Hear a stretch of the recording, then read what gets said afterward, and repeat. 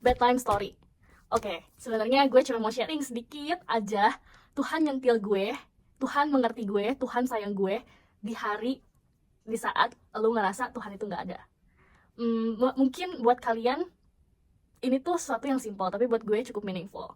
So sebenarnya guys, kemarin itu menurut gue cukup tersentuh sama kebaikan Tuhan, sama Tuhan itu ternyata ngertiin gue banget ya. Gue jadi baper gitu sama Tuhan. Kenapa? Awalnya itu gue kan ke gereja tuh awalnya, mau ke gereja, tapi gue udah gak on mood, gue udah bete duluan. Gue udah janji sama teman gue, terus gue udah ngomel-ngomel sama dia kayak hari ini tuh bad day banget sebenarnya. Gue tuh sebenarnya nyawa gue tuh nggak ada di situ, hati gue tuh nggak ada di gereja, cuman gue mau ketemu Tuhan. Entah kenapa hati kecil gue tuh bilang ya udahlah ke gereja aja, udah worth it capek-capek. Bahkan teman gue yang ini tuh nggak kebagian tiket, gue tuh udah nguar dan gue dapet gitu kan.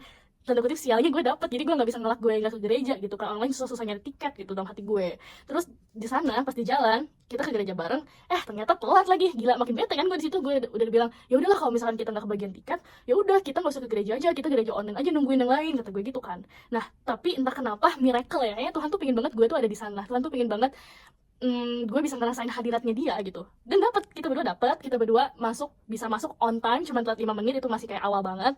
Terus yang bikin gue di ngertiin banget sama Tuhan adalah pas dengar khotbahnya.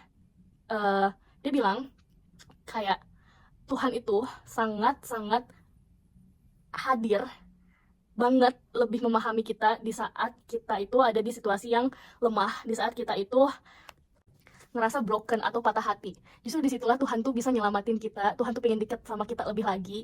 Tapi ada satu guys kuncinya.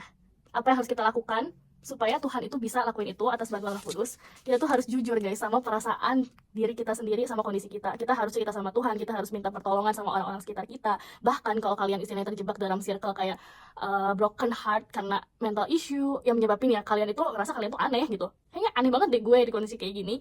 Dan itu menurut gue itu wajar banget dari awal. Dan gue tuh semakin dikuatkan dengan iman gitu. Karena menurut satu raja-raja, bahkan Nabi Elia dan juga Daud tuh pernah di fase itu.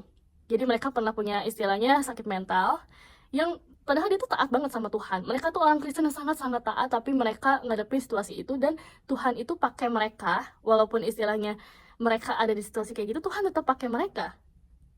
Dan sama halnya sama kita di saat itu, di saat kalian ngerasa aduh kayaknya gue beda sendiri nih, dan itu tuh bukan berarti kalian itu bukan orang Kristen.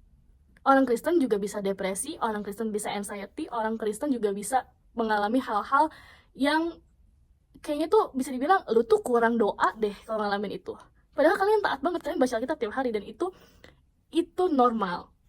Di sini gue diingetin, asalkan kalian bisa jujur sama diri kalian sendiri, kalian memiliki pola pikir yang positif untuk growing dan asking for a help, even itu kayak psikolog kalian, even itu teman kalian, dan teman kalian itu bisa istilahnya ngasih pencerahan tanda kutip, itu tuh ngebantu banget kalian untuk bisa keluar dari zona itu.